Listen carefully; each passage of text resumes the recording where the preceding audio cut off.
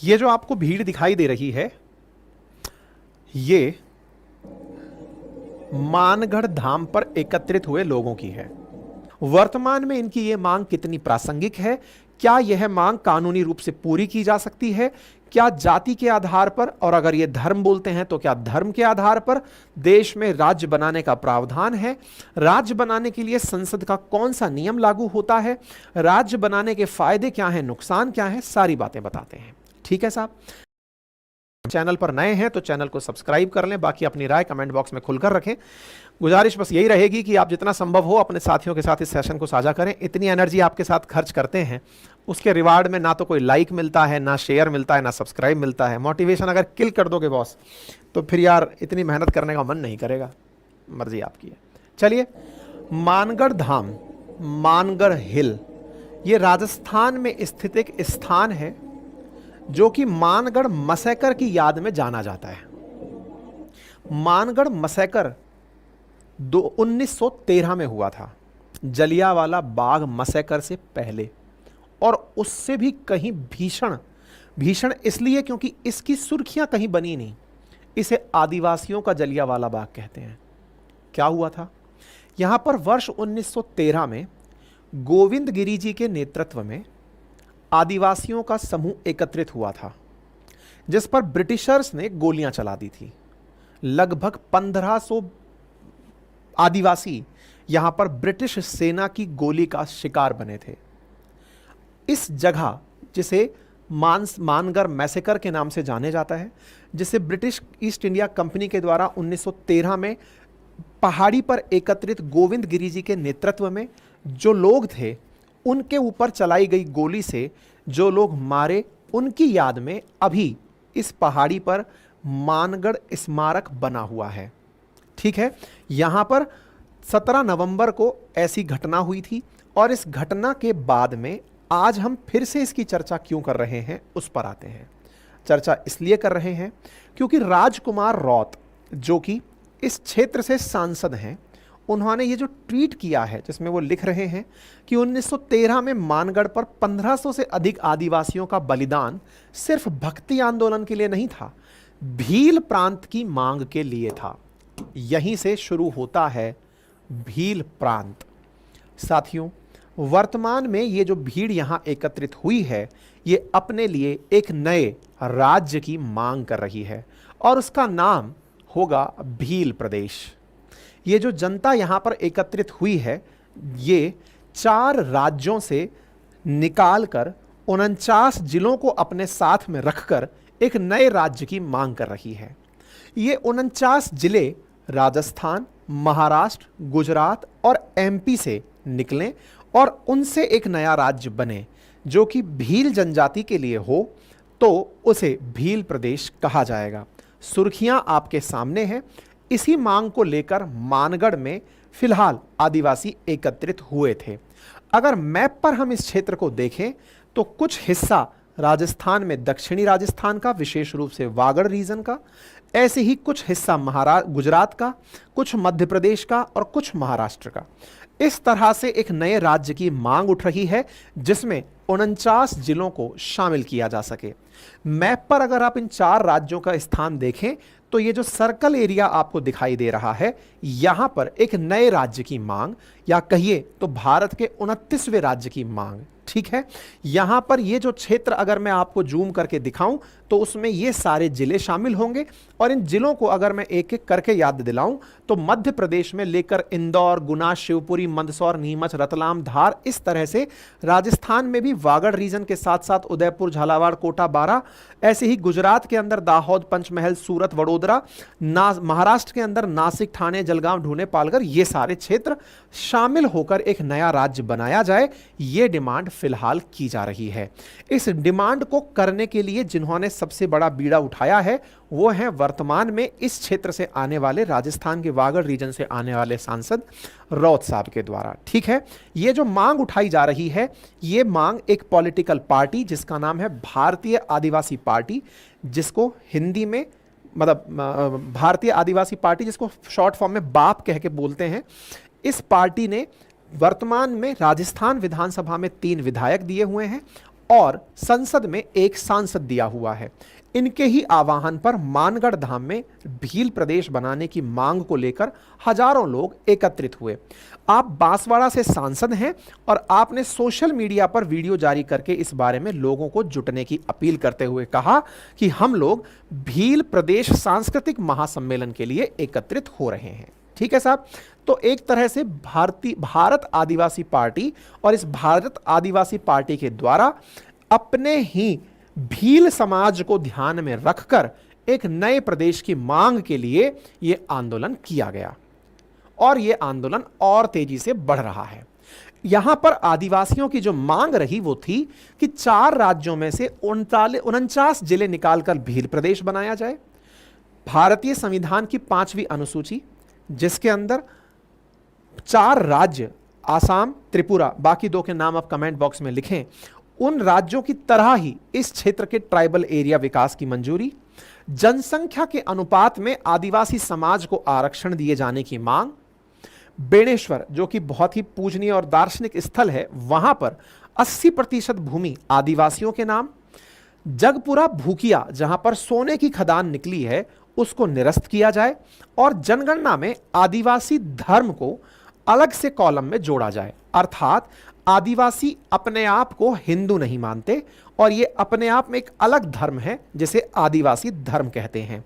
और इस धर्म के लिए इनका कहना है कि हमारा पंडितों के बताए हुए अनुसार आचरण नहीं करना है, मंगलसूत्र नहीं पहनना है, ना ही सिंदूर लगाना है, अब से व्रत और उपवास बंद कर देने हैं, हिंदू ना मानकर अपना अलग धर्म माने और नया भील प्रदेश बनाने की मांग करें।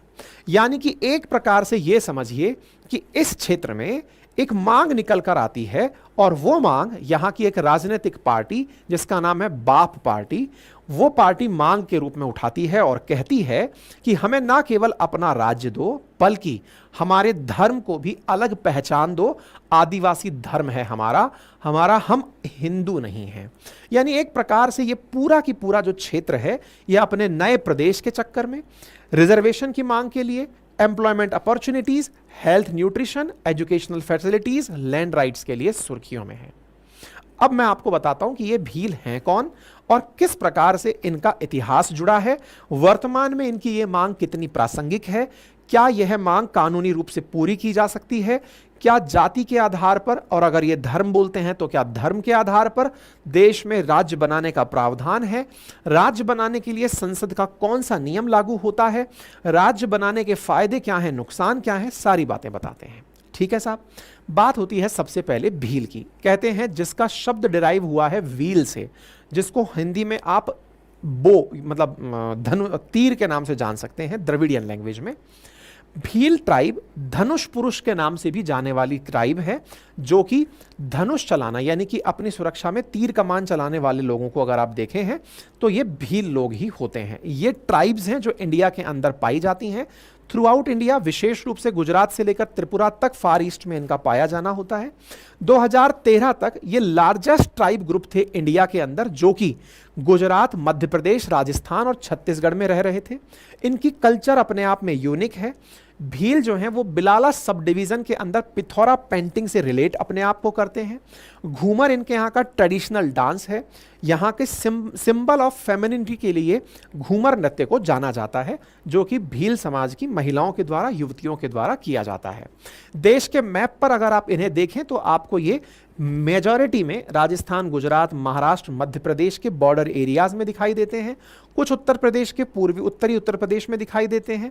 इसी प्रकार से ये विभिन्न राज्यों में पाए जाते हैं। ज्योग्राफिकल स्प्रेड में राजस्थान के अंदर बांसवाड़ा, डूंगरपुर, उदयपुर के अंदर भीलों की बहुतायत है।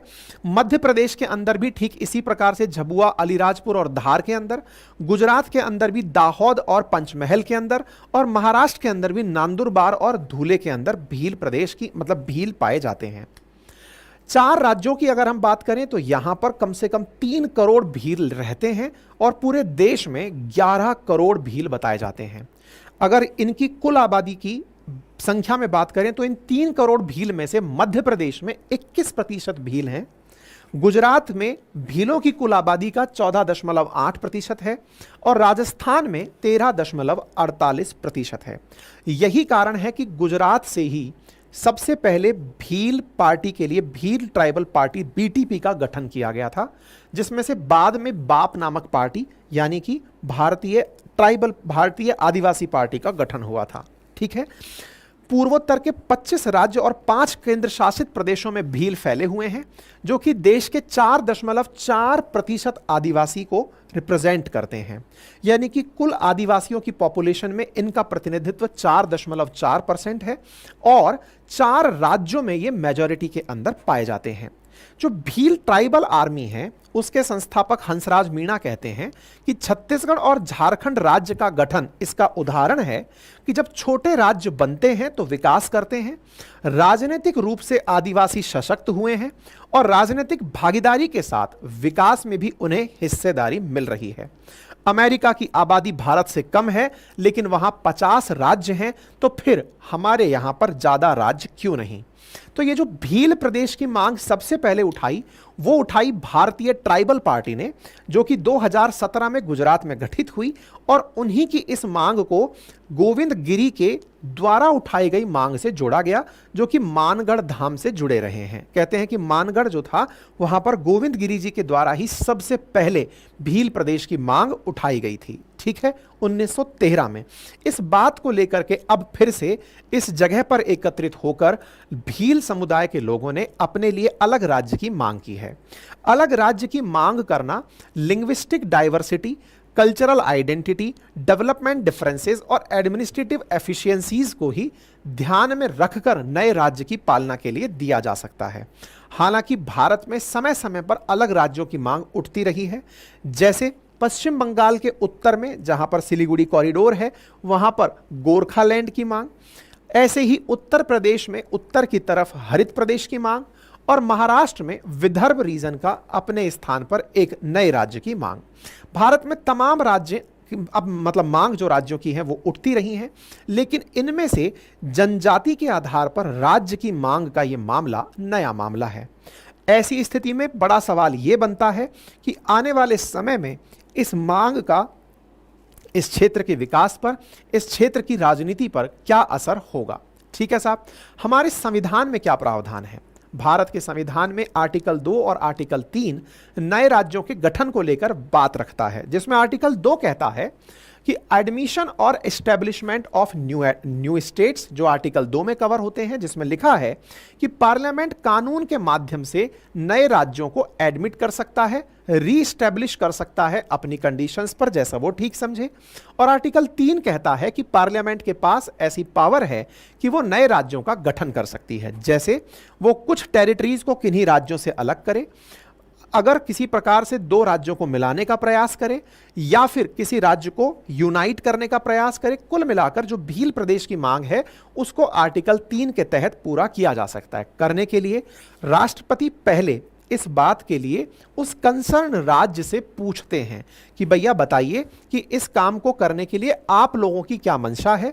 राज्यों के द्वारा दिए गए रिकमेंडेशंस को फिर संसद के सामने पेश होने के लिए बिल के रूप में भेजा जाता है।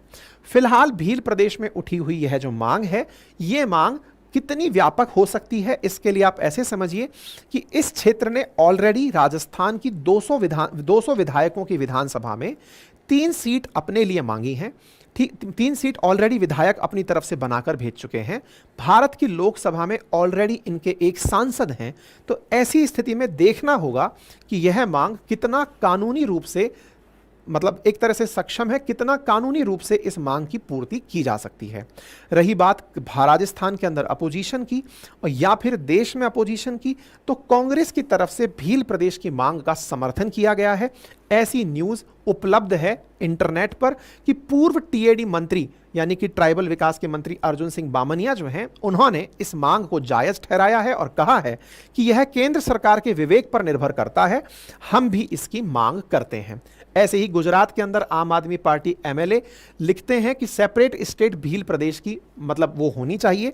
एक प्रकार से भील प्रदेश की मांग अगर की जा रही है तो इससे आने वाले समय में स्मॉल स्टेट बनाने की कवायद शुरू हो सकती है, जिसके अपने फायदे हैं, जैसे बेटर गवर्नेंस मिल सकता है, इकोनॉमिक डेवलपमेंट मिल सकता है, एडमिनिस्ट्रेटिव एफिशिएंसी मिल सकती है।